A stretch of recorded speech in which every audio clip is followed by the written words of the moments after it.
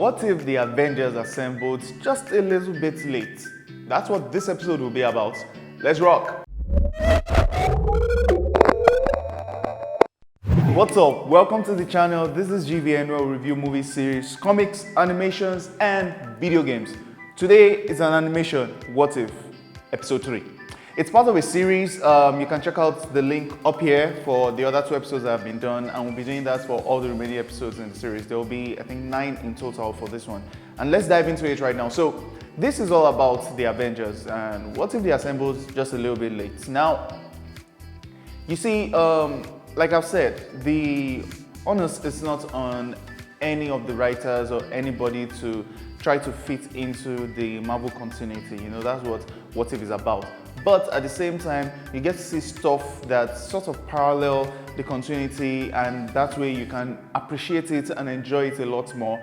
And we see that also in this particular episode. And it's all about the Avengers assembling in this one. You can remember from the trailer, instead of all the guys that we know from the original continuity, you know, Iron Man, Hulk, Cap, assembling in the Battle for New York in the very first Avengers movie. This time we saw Star-Lord, which in this case is T'Challa. Previous episode up here, you know, we get to see Gamora instead of the other members that we know. So the same thing is applying here. Like, what if they just assembled a little bit late?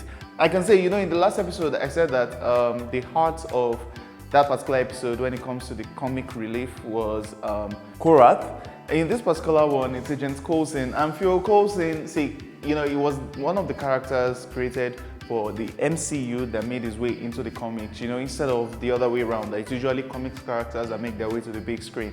And really, he just shined in this episode.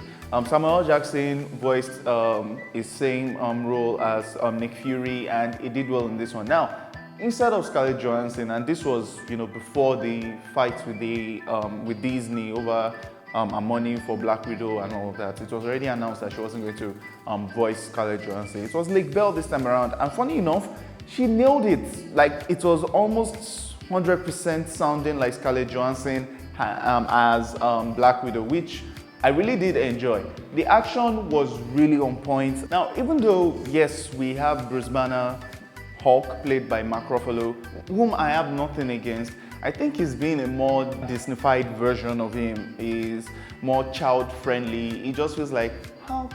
Instead of Hulk, really. So when you see Hulk smash and all of that, I still enjoyed Norton's version of Hulk, because when you see Hulk with all that rage and anger, you're like, yes, Ikude, you know? So it was something like that. So similar to that particular scene in that initial movie in the uni where General Ross comes in. I like that they got to play with that a little bit.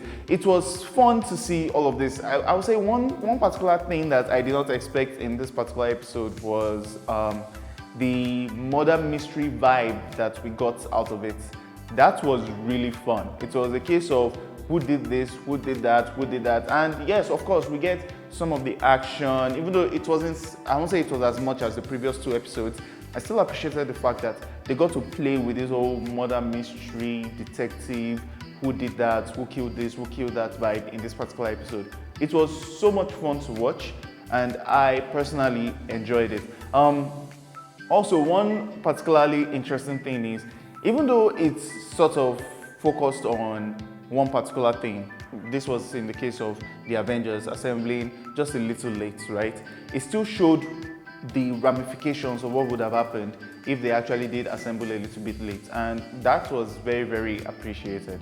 I liked everything about this episode. It did not feel too stretched out at any point. It was a breath of fresh air, because even though it's not canon, it was the writers. You can clearly see that they are having a lot of fun playing with the what if premise of this entire show, and that was fun to watch, and I absolutely enjoyed it. This episode gets a 7/10 from us here at GVN. Check out this video or this video next to see some of our other cool reviews on the channel. It's been Tech for GVN. Take care.